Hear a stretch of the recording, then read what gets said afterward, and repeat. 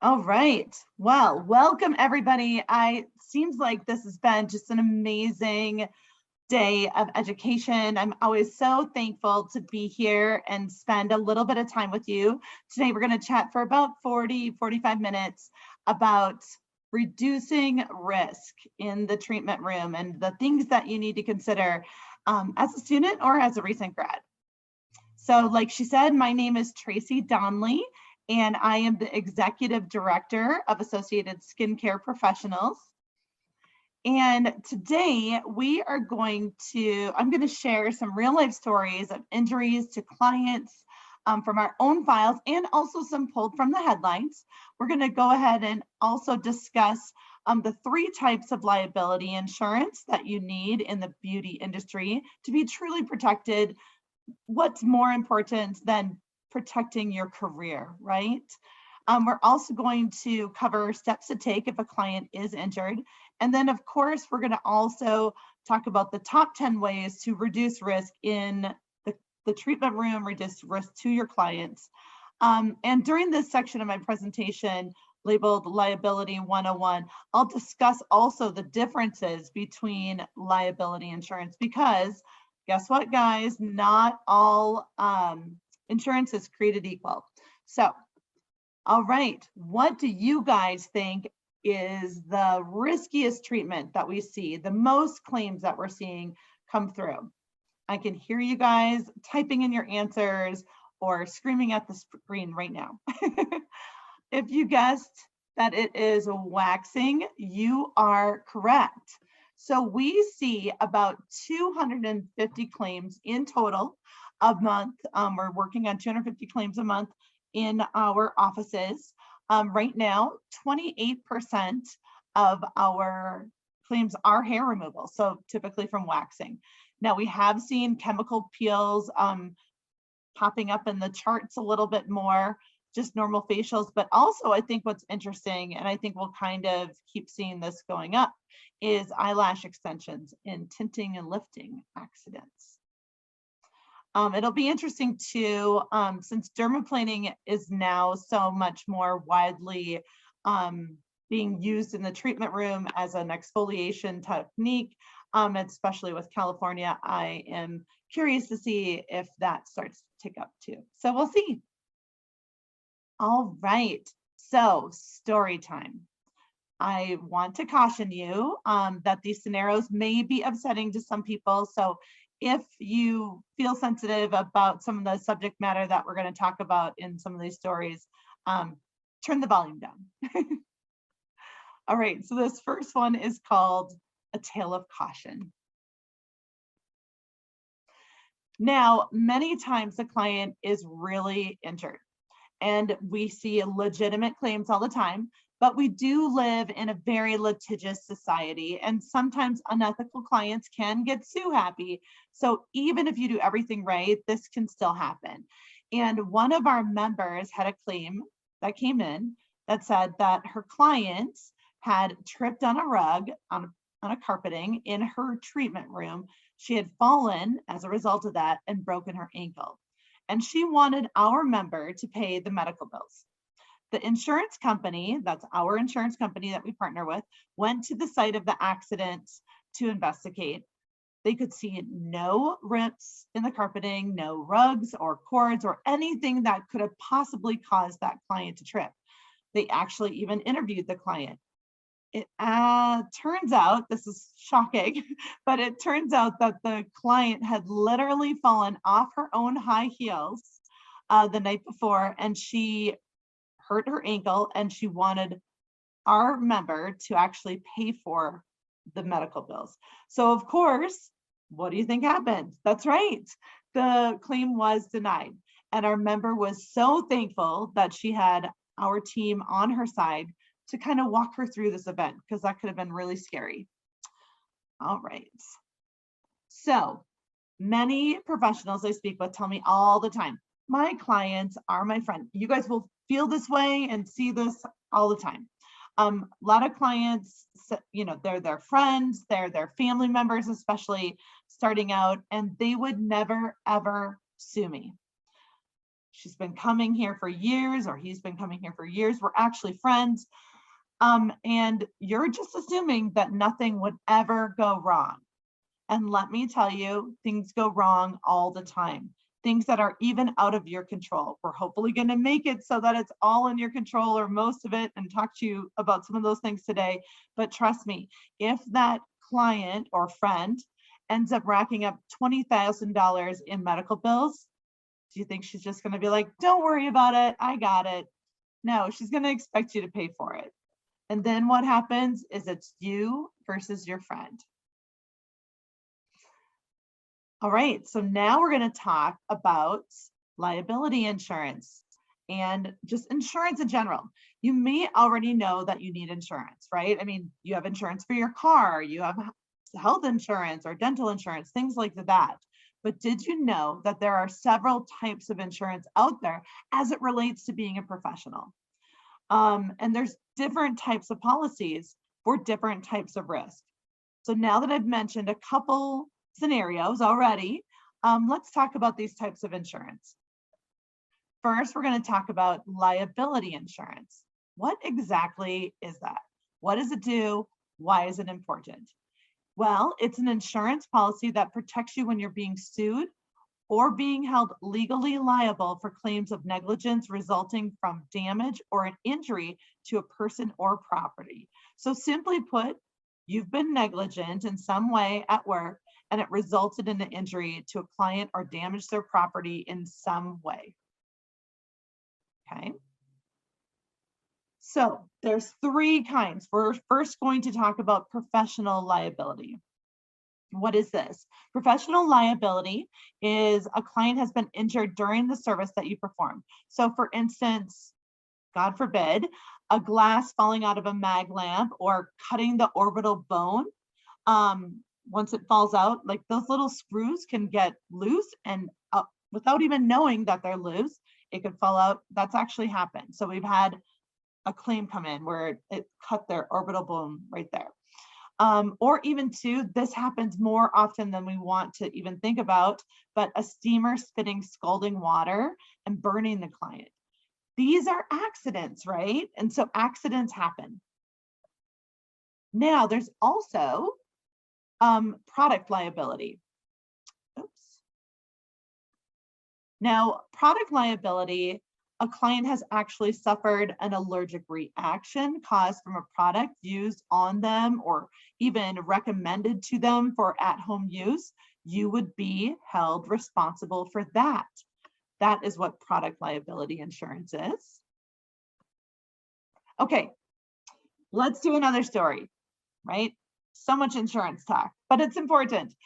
Now, like I said before, these scenarios may be upsetting to some people. So if it gets a little intense, and this one will be a little more intense than the last ones, definitely just turn down the volume on your computer, okay? This one is called the missing esthetician. And this is a real life story where product liability occurred. It's kind of it's a tragic story. This was actually ripped from the headlines, the Associated Press, and it was, I don't know, eight or so years ago. So according to the article, there was a young woman in Florida with two small children, and she was feeling a little tired and stressed and wanted to treat herself to something special. I'm sure there's people that are listening that can relate to that. She wanted, to get some services done. So she went to a large, beautiful resort spa that was in her neighborhood. It was close by to have a treatment and just a little time away. So according to this article, there was no intake or consultation form at all on file. Now, you guys have probably heard of this, and I hope that you never practice this way. I advise against it. But some of the larger fancy resorts may feel that doing an intake form takes away from the whole experience, the relaxing experience, the luxury experience. So anyhow, the esthetician and the client had decided, let's do a seaweed wrap. So she led her client to the treatment room and administered the wrap. And after administering the wrap, the esthetician had apparently left the room for quite some time. So she probably was like, okay, you're all set. I'm going to turn on some music, put some aromatherapy on, just relax and take a minute and enjoy this seaweed wrap. So no one knows why she necessarily did leave the treatment room, right? So I don't know, maybe she had clients back to back packed in, or she needed to grab a snack, or maybe she just wanted to talk to a coworker. I know you guys are all here saying it right now, like, not okay, not okay. But she threw on that music and left the room. So now when she returned to go check on her client was unresponsive. Her client couldn't speak. She couldn't answer any of the esthetician's questions. And for that fact, back to that, she actually couldn't even move. So the esthetician freaked out and she ran out to just go find her manager in a total panic. She did not know what to do. And remember, you guys, this is a very large resort spa. And there are probably dozens of treatment rooms, lots of places, little alcoves, so forth, that her manager could be. So anyhow, it took her a few minutes to find her manager. And when she did, she found him. He came into the room. He said, immediately call 911, right?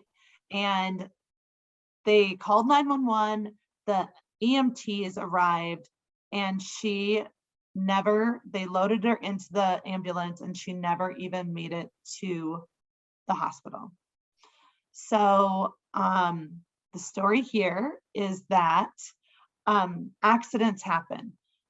I suppose I would ask you guys, what do you think happened in this scenario? If you are saying she should have done an intake form, she should have asked if she had any allergies, because in fact, she had an iodine allergy. And so she went into anaphylactic shock and she died as a result of that allergy. That totally could have been avoided. And also, one big mistake that she made was leaving the treatment room. Never leave the treatment room. That client has booked time with you to spend, and you are there to spend time with them. So even if it's sitting there quietly, it's your responsibility to be taking care of that client and making sure that they're comfortable and all things are going well. Okay.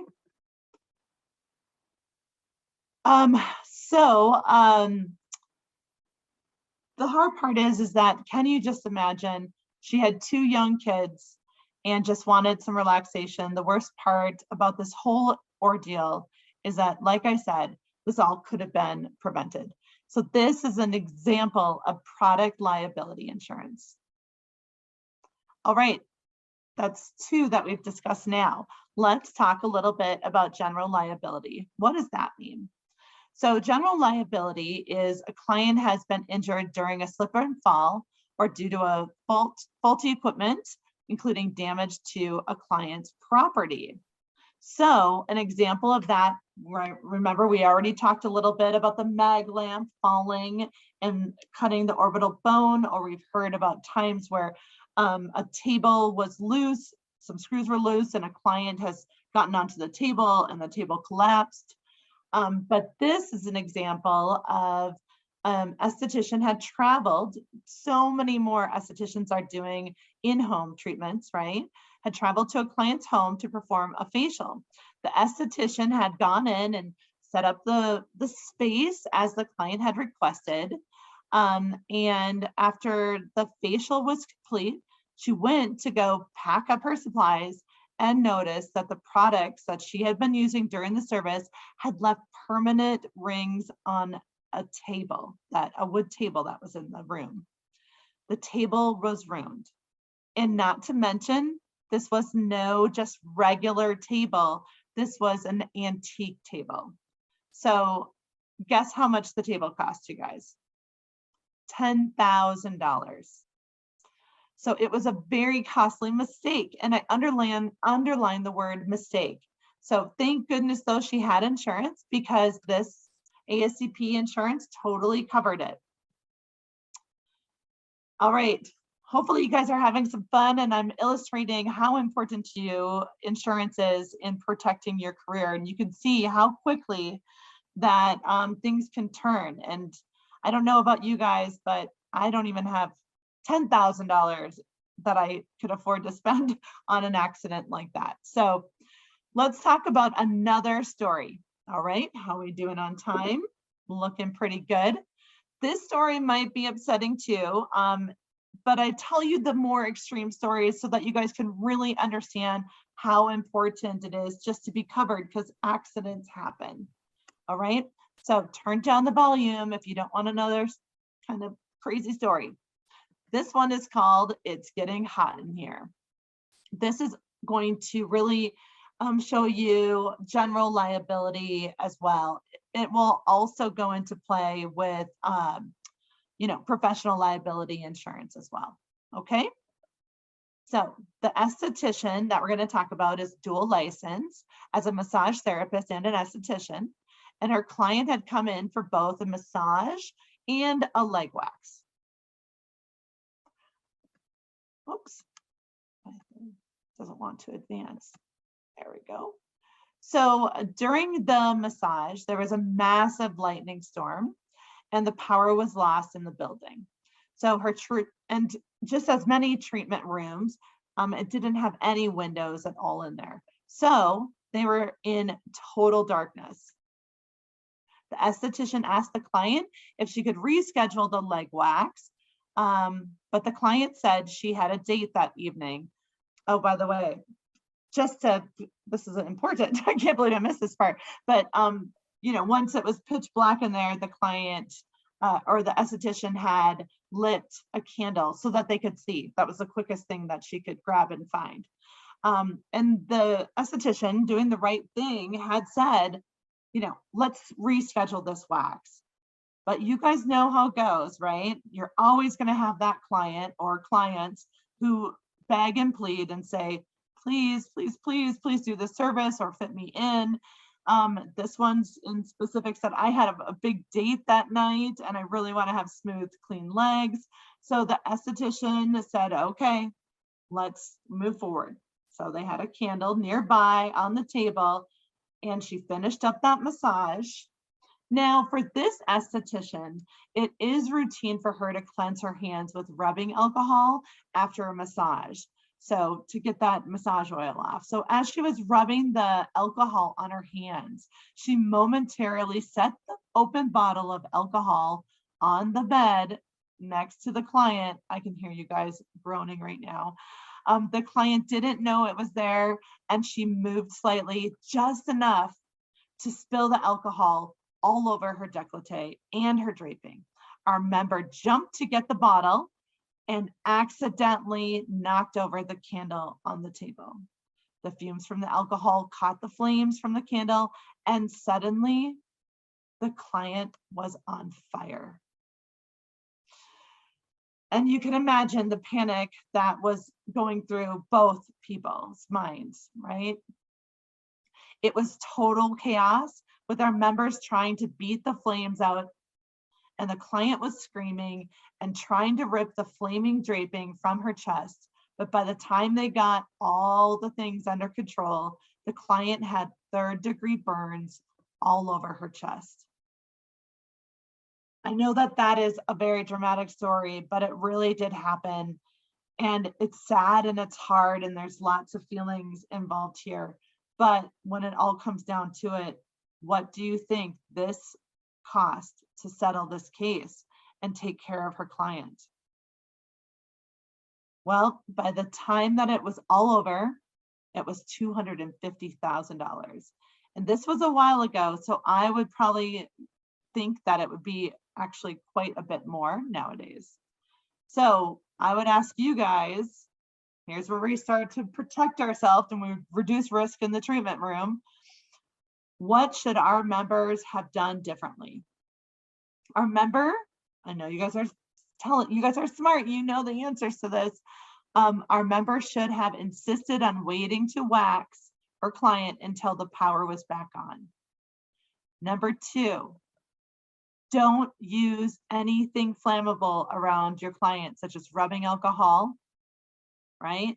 And most important, most important, no matter how great they smell, never ever use real candles. Fire is dangerous, and there are so many other options like LED candles, and you can use essential oils and all kinds of things to set that mood that you're looking to create in the treatment room. No real candles ever. There's some estheticians who will have it in their lobby, in the waiting room. I even advise against that. You just never know what could happen. All right. So sometimes you guys can do everything right, and we've seen it time and time again, and accidents will still happen. So let's review how to reduce risk and what to do when the worst thing happens. All right. So here are the top 10 ways to reduce risk to your client, and very important, to protect your career, right? So first, maintain a safe work environment. What does that mean? That means document regular safety checks. Document it. Take inventory, walk around your treatment room, look at everything, inspect your tables and anything that supports your client. Keep those floors clean and clear of potential hazards and obstacles. Maintain fire extinguishers, clean up spills immediately. And of course, we all know this now, sanitize, sanitize, sanitize, right? I think it was really interesting. One of the presenters earlier in the day was talking about, how it's not that you get 40 hours a week to just be doing treatments.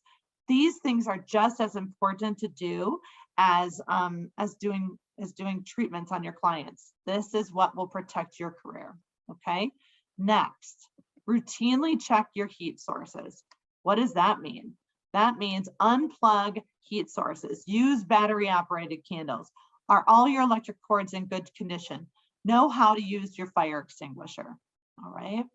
And then next is, what did we learn from some of the other stories? Intake, health history, and waiver forms are crucial. So always have clients complete a health history form before any treatment, even if they're friends or family, and you feel confident that you already know their history. You need that document. And then make sure too that you verbally review all those forms with your client to be sure that they understand what is being described or reported. And then always use consent forms, right? For any of those treatments. We just saw a chemical peel. Very important to use a consent form. This instills a sense of responsibility in the mind of the client. So that's very important. Always discuss potential risks and contraindications, right? I encourage you to document the date that you discuss these with your client, follow a suggested protocol for your products, get proper training, perform a patch test on your client is always a good idea. You guys know that, you've learned that. Anytime you're doing a new service or introducing a new product, especially the ones that might have a more aggressive results, okay? And then next, keep accurate records. I feel like a broken record when I say this one, but it is so important. Document each treatment given and which treatments were used. Refer to this prior to your client's arrival, okay? So that you can check in with them how things are going too. Keep notes on every client visit. I say this because even if you suspect that maybe something didn't go right or they could have a reaction, it is better for you to make that note. Or even if they had casually mentioned something to you about, something they did the week before or the day before that could cause a contraindication, then make sure you make that note in the records. And keep those records for 5 to 7 years in the event that late claims are filed. This happens all the time. It's a little tool that attorneys like to use to help leverage themselves in the case. Always use caution when applying heat. This includes steamers, waxing, chemical peels, hot stones, towel warmers, anything that could cause the skin to burn. And then also post-treatment precautions. This is so important. And I think a lot of times a client's in a hurry to get out the door, but don't let them be. Make sure you walk them through everything. Instruct your clients carefully on what they should expect. the next few days after their treatment, what they should and shouldn't do once they leave your treatment room, and provide them with written and verbal instructions, right? So give them a little card or something to take home so that they can refer to it. Sometimes you can feel a little bit out of it when you're leaving the treatment room. And again, make sure you put just a little note in their file documenting that you did share these instructions with them, okay? And then build a strong professional relationship with your clients. You're like, what does that mean, Tracy? Of course, I'm going to be professional with my clients. Well, what it means is you're going to have strong communicative relationships with your clients. This will also prevent a client from suing you because you're going to set those realistic expectations in the treatment room. They're going to respect you more as a professional. You're going to be building that treatment plan together. And you're also going to ensure their privacy. A lot of times people will share very private and intimate details about their life in the treatment room. It feels that you're just one-on-one, and you want to make sure that you are making them feel confident that that's a safe space. And more importantly, never share information about yourself that's very personal, and never ever gossip about personal matters of others that are in that spa with you, right? That's very important. You just really want to set up that professionalism from the get-go. And then never practice unsafe procedures. I know you guys would never do that. What is an unsafe procedure? Well, first things first, know your state scope of practice. States may change or alter scope of practice at any time, so it's important to stay informed and up to date on that. And scope of practice standards and regulations sometimes can be confusing and even left for some interpretation. So I always say, give us a call here at Ascp. If you're a member, we'd love to talk to you. Or you can even call your state and get more detail from them. Our members have access to all that contact information about the state boards. And we also have some lists of interpretation if it gets a little gray as it relates to advanced modalities by state. So, and then also too, never ever, you guys know this, never perform an unproven or unorthodox treatment or procedures. Never perform something that looks like it's the newest, greatest trend that is on the internet, on YouTube. Your license, your career is at stake, and your financial livelihood is at stake if you decide to do that. I always encourage you to get the proper certifications for any performing any of the services that you're considering. And last but not least, when in doubt, refer out. And so this means if this is not within your scope or it's more advanced than you are trained to do, have that small group of professionals that you can refer, that you trust, and that are going to refer back to you as well. And it's a great marketing tool. So I really encourage you to do that. And it could save your career. All right. So Tracy, what happens if an accident does really occur? Because like I said, they're accidents, right? So these are the top 10 ways to reduce risk and an incident, and if an incident does actually happen, right? That's what we're going to talk about. If something does really happen, what do you do? Because you might not intend to hurt a client, but it could happen. All right. So first things first, stay calm, right? Actually, first things first, know what to do before an incident happens. That's what you should know. And it's these things here. And then of course, stay calm, and your client will too. All right. What does that mean? Don't freak out. You know, you want to keep it a very, easy mood. And then what are you going to do next? You're going to assess the situation. You're going to assess the injuries. And when in doubt, just please tell them to go seek medical treatment immediately if warranted. So if there's any question, tell them to go seek treatment immediately. And I also would encourage you to tell them to go to urgent care versus the ER, if that is a possibility. I know this sounds weird, the next one, but do not ever offer to pay for medical expenses. You may feel really terrible about whatever just happened, but at this point, do not offer to pay for medical expenses because you don't know if you're truly at fault. That brings me to the next one. Never admit fault or liability. You could be empathetic and sympathetic, and I advise you to do that. But never say, oh my gosh, I'm so sorry I did that to you. I can't believe that this just happened, blah, blah, blah. Just assess the situation and send them to get medical help if warranted. Take photos. You are going to be so happy that you took photos, and even your client would be too.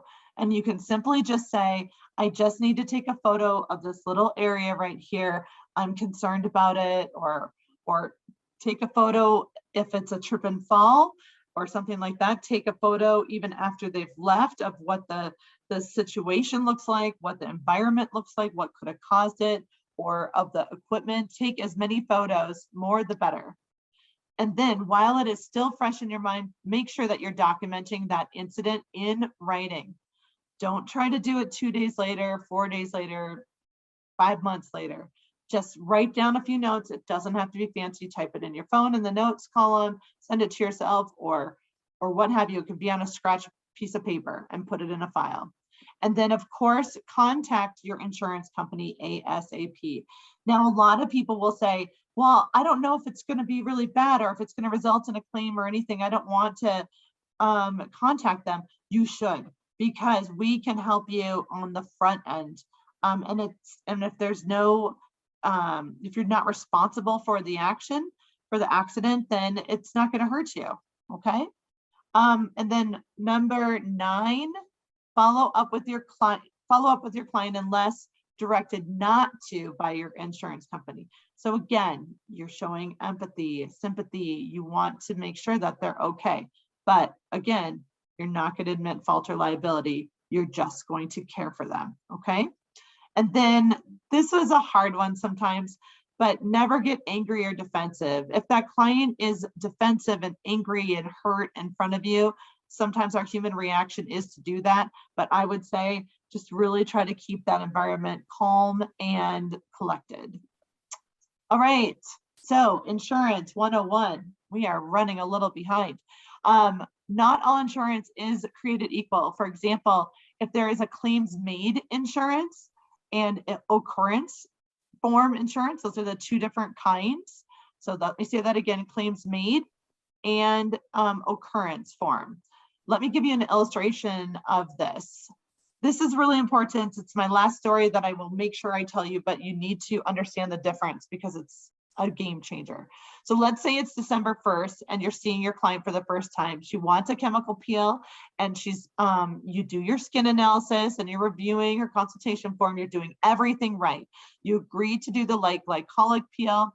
After the peel, you think her skin looks great. It's pink and rosy, just as it should be, but it seems like she's a little upset. But, and this happens a lot of times, she pays you, she tips you, and she leaves, but you still get like kind of this strange vibe that something's not right. So you make a note in her file and you say, all right, I'm a little bit concerned about how this turned out. Well, now December 15th rolls around and your liability insurance comes due. And you're very pregnant. I forgot to mention that you're very pregnant and the holidays are coming and you don't plan to see any clients. So you decide you won't renew your insurance until after the baby's born. Makes sense, right? Save a little money for that little bugger on the way. January 5th comes and life is good. You have a brand new little baby and you've enjoyed the holidays and you're ready to get back at it. So you start to kind of go and start working on the business, getting going. But you check out, you go to your mailbox, and there is a big fat letter in there from an attorney. The client from that December 1st appointment that you had that suspicion about is suing you. And she said she had a terrible reaction to the peel. She went to the emergency room and is under ongoing treatment with her doctor. She's missed work, experienced pain and suffering, and suing you for a lot of money. But you're thinking, hey, I've got insurance, right? Excellent. So you call up your claims made insurance company and they say, you need to report this lawsuit. They look at your records and say, well, I'm so sorry, but your policy is expired. And then you say, well, it wasn't expired when I saw the client. And they say, sorry, when you let your policy lapse, we won't cover any incident from the past. Eesh. So by contrast, consider the same injury claim and your insurance is an occurrence form, which is the kind that ASCP has. And you report that lawsuit and they say, well, your policy is expired, but it was in effect during the time that incident happened. So let's talk about how we're going to help you. So do you see the key? Occurrence form is exactly what you need to be looking for. That will keep you protected from even years after.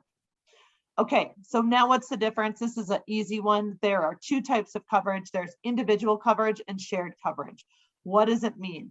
Individual means it is covering just you, the individual. So if someone says you get a $6 million policy, that full $6 million goes towards you and your possible claims. But if it's shared, that $6 million is shared between that group of people. So can you imagine? I mean, some of these claims that we've seen can be almost $1 million.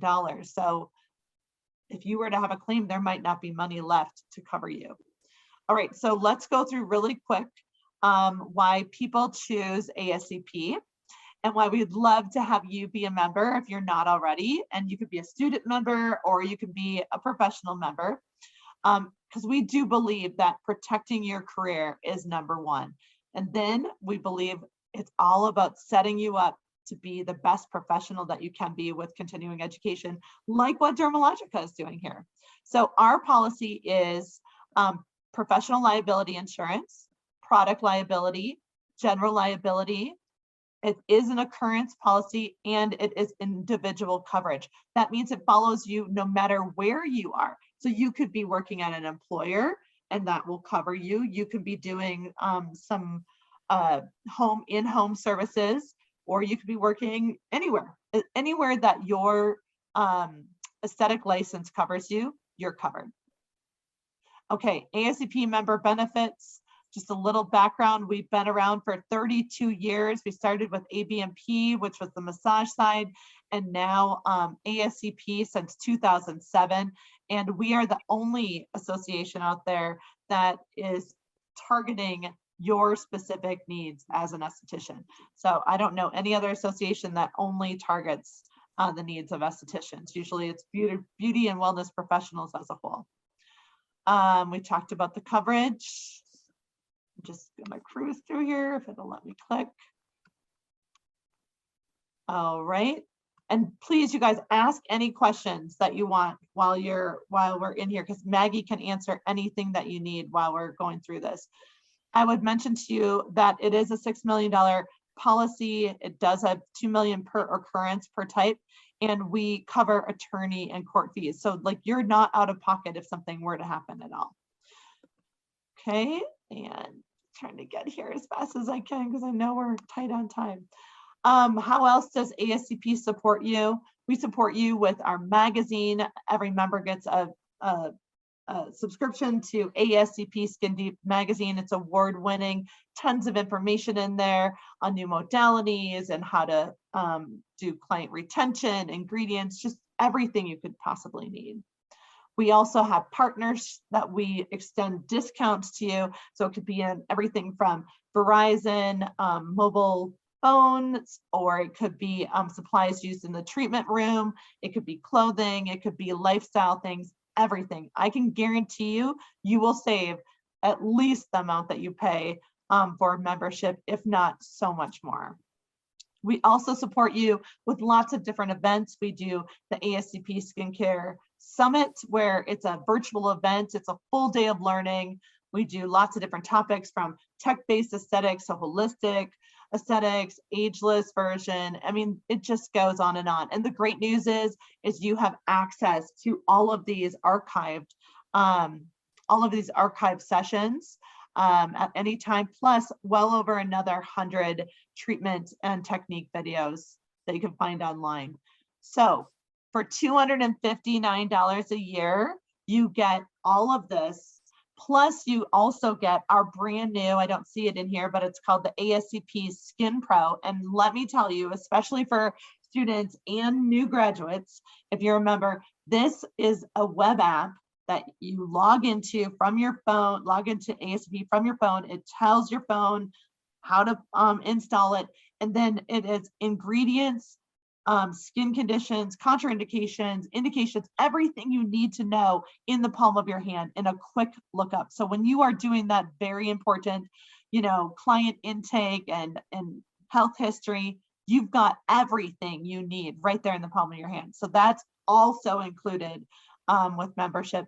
And we do fun things like ASCP SD Talk. This is a podcast. I encourage everybody, anywhere you find podcasts, to go out there and listen to it. That's free. You don't have to be a member. It is fantastic. And there, I think, are over 100 episodes that you can listen to, and it's going to give you all kinds of great on-the-go education. So $259 a year regularly, but guess what, you guys, because you are members with Dermalogica, so the Dermalogica professionals get $30 off membership. And it's not just the first year, it's every year. So the web address for that, it's a special URL that you'll have to go to. Oh, let me go back to that, is www.ascpskincare.com/IDI. Maybe Maggie can pop that into the chat so you guys can all take advantage of it. It's a great offer. It's one of the best ones that we have out there with our discount partners. So I encourage you guys to do it. If you're still a student, guess what? It's only $15 a year to join, and that will give you a big discount as well on membership. So check it out, guys. I thank you so very much for your time. You know what? We really feel at ASCP that it is all about you. We are here to help you in any way we can. And again, I am Tracy Donley, the Executive Director of ASCP, AHP, and ANP. And I would love for you to partner with us. I would love to see you go through your exciting journey that's ahead of you. And thank you so much for your time today.